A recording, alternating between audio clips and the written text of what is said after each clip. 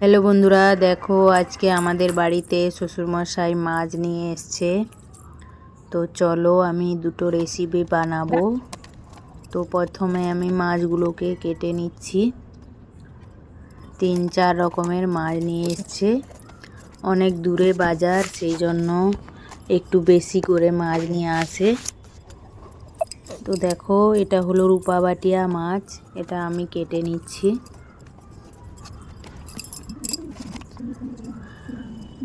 আর তারপর আমি রেসিপিগুলো ভিডিওটা বানিয়ে তোমাদের দেখার দেখাবো। অনুরোধ রইল, প্লিজ পুরো ভিডিওটা দেখো।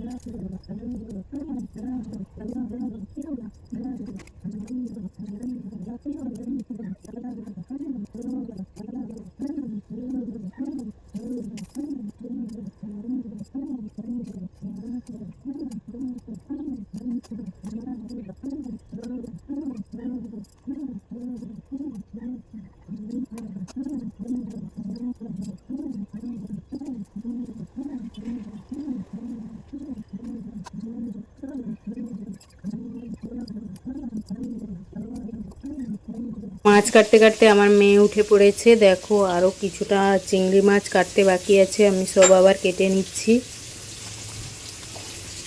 আবার বসে গেলাম মাছ কাটতে। তোমরা কারা কারা এই সব মাছ খেতে পছন্দ করো, কীরকম মাছ খেতে পছন্দ করো এবং কীরকম রান্না খেতে পছন্দ করো আমাকে কমেন্ট করে অবশ্যই জানাবে।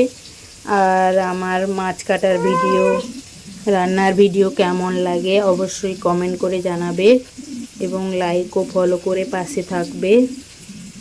আমিও সবার পাশে সব সময় থাকবো, তোমরাও একটু আমার পাশে থেকো।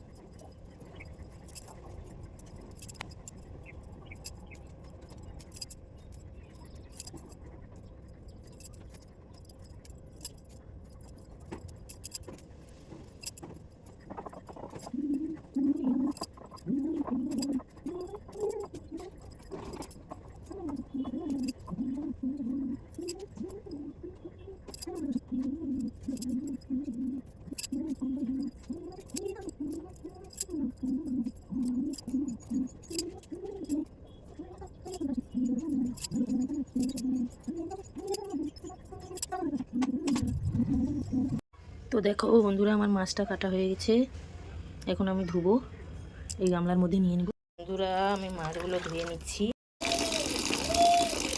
তারপর দেখো এখানে আবার মাছ সব ধোয়া হয়ে গেছে, এখন আমি ফ্রিজে রেখে দেব। আর কিছুটা মাছ নিয়েছি রান্না করব।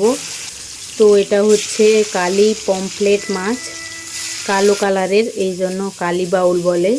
তো এখানে দেখো মাছ ভাজা হয়ে গেছে, আমি আলু ভেজে নিচ্ছি।